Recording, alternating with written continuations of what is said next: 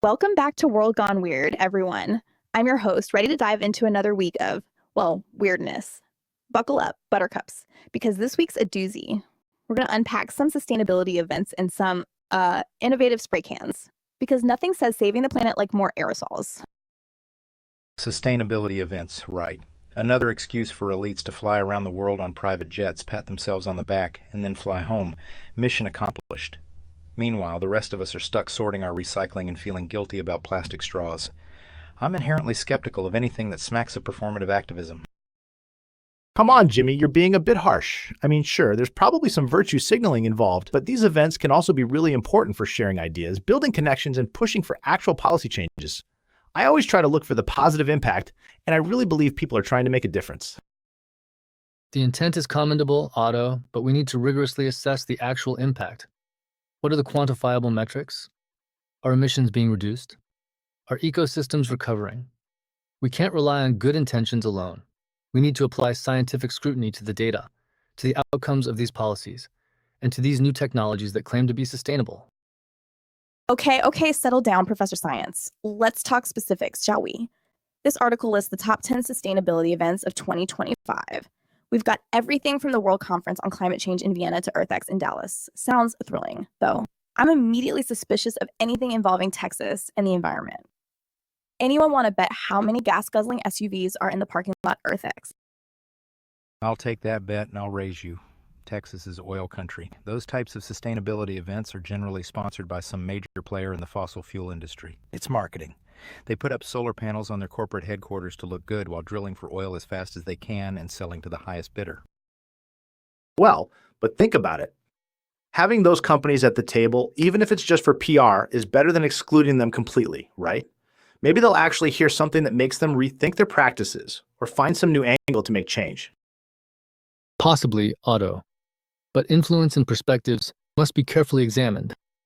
Are these events providing platforms for genuine discourse and collaboration, or are they merely echo chambers for pre-existing agendas? We need to be extremely vigilant about the potential for greenwashing. Are they actually investing in carbon capture? Are they transitioning to renewable energy sources? Or are they primarily engaged in superficial PR campaigns? And speaking of superficial, let's jump over to the aerosol industry. Apparently, there was some big shindig in China, the 11th International Aerosol Application and Metal Container Exhibition. And get this, it's considered one of the most important aerosol industry events in Asia. Who knew? Important for whom exactly? The guys selling spray paint and hairspray? I mean, seriously, is this what we're celebrating now? More ways to pollute the atmosphere and contribute to, well, everything bad. Whoa, hold on. It says they showcased cutting-edge technologies and innovative products. Maybe there were some advancements in sustainable packaging or propellants. I'm willing to give them the benefit of the doubt, at least until we know more. What are the innovations, though? The event celebrated several winners, like spray cream aseptic process filling equipment, okay. Spray Pâté Revolution trademark RE, CI Crystal Sun Spray. Sounds like a marketing department vomited onto a product label. I'm interested in the exact chemical formulations, the energy consumption of the manufacturing processes, the life cycle analysis of the packaging, and the ultimate environmental fate of these aerosolized substances. Oh my God, Jesus, you're killing me. Aseptic spray cream? Is that even necessary? Are we that afraid of germs in our whipped cream? Seriously, what problem is this solving? It's solving the problem of how to sell people something they don't need, packaged in a way that's probably terrible for the environment. It's the peak of consumerism. More plastic, more chemicals, more waste, all for the sake of convenience or some perceived benefit. But aseptic filling could reduce waste. If it extends the shelf life of the product, you're preventing food spoilage and, in the long run, actually using fewer cans. So it can actually reduce waste if it means fewer recalls and things don't get thrown out. That's a valid hypothesis, Otto, but we need empirical evidence. What's the actual waste reduction compared to the increased energy consumption and resource extraction required for aseptic processing? And what is the long-term impact on soil or waterways when these aerosols inevitably end up in landfills and start to break down and leach? And what about carbonated body tone-up bubble? Seriously? I'm picturing someone spraying themselves with soda before hitting the gym. What's the point? Does it even work? And is this a sign that we're not just covering up the smell, but literally spraying on the illusion of fitness?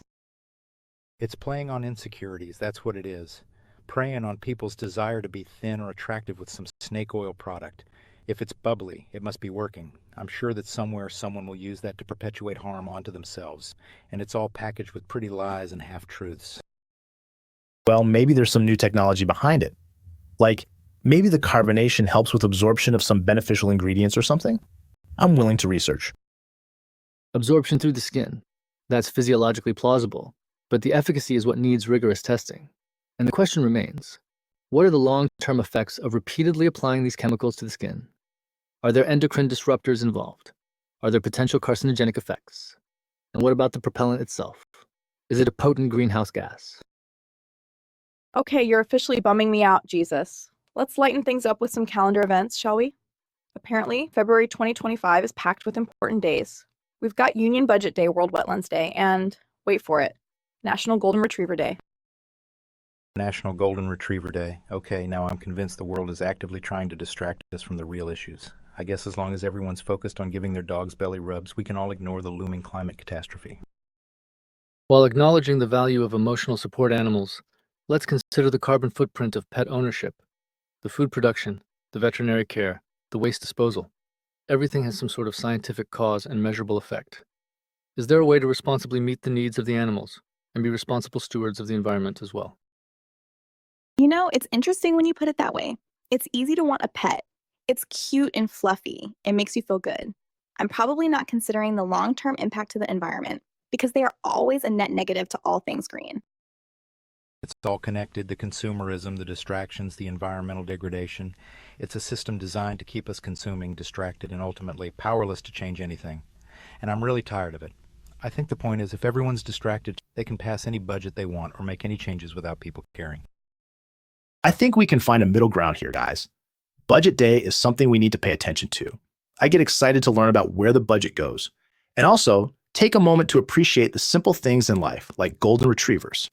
It's not all doom and gloom. I think there are two sides to that coin, Otto. The union budget should be a critical moment for assessing the allocation of resources towards addressing climate change and promoting sustainability.